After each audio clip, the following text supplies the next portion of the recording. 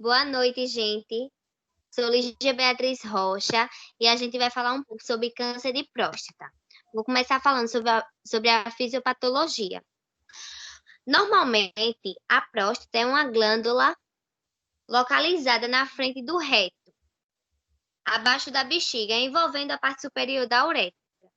Ela é responsável por produzir um líquido que compõe parte do sêmen, que nutre e protege os espermatozoides.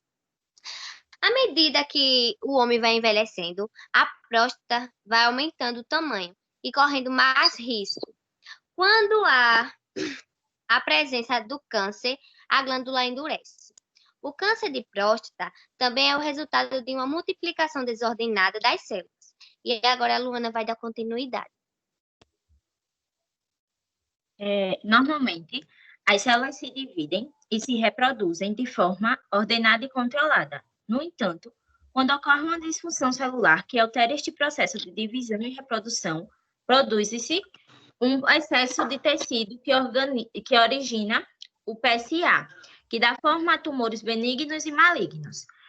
A velocidade de crescimento do câncer de próstata pode ser lento ou não, sendo necessário entre 4 a 10 anos para que a célula produza um tumor de 1 centímetro. Porém, este crescimento pode atingir volumes de 60 gramas ou até mesmo de 100 gramas, que é 5 vezes maior do que seu peso atual.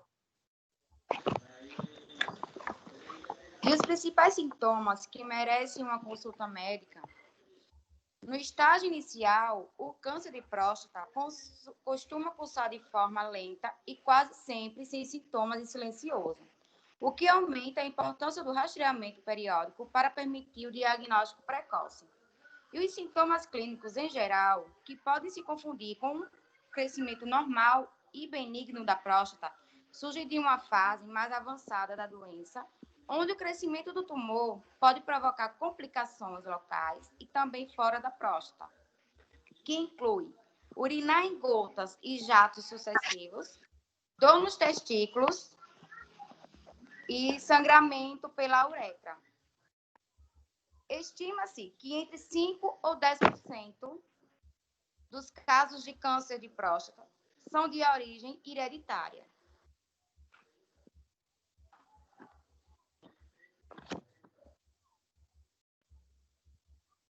Dando continuidade, a causa exata do câncer de próstata ainda não é conhecida, mas os pesquisadores descobriram alguns fatores de risco e eles estão tentando entender como esses fatores tornam as células prostáticas em células cancerígenas.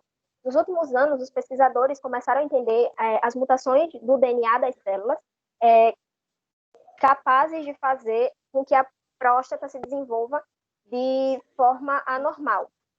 Mas afirmar que existe uma causa exata ou um fator ainda é desconhecido. Então, eles se baseiam nos fatores de risco, que são a idade, com o risco com o avançar da idade ele aumenta. No Brasil, a cada 10 homens diagnosticados, 9 têm mais de 55 anos.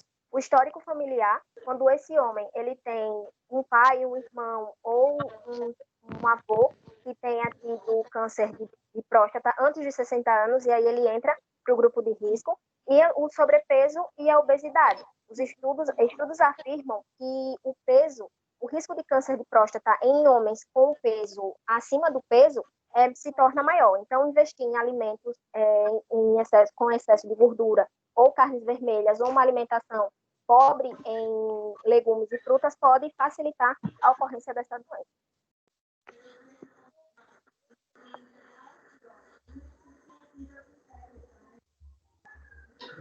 Dando continuidade, vou falar sobre os tratamentos. Os tratamentos, ele tem várias técnicas de tratamento. Por exemplo, na primeira fase, que é uma fase precoce, os pacientes são tratados como paciente em vigilância ativa. Quer dizer que esses pacientes são feitos exames físicos, o PCA e uma rebiópsia. Já quando está mais grave um pouquinho a doença, o tratamento é com a cirurgia, a radioterapia e o tratamento hormonal. O tratamento hormonal, ele diminui o nível da testosterona, porque é um principal nutriente da célula cancerígena.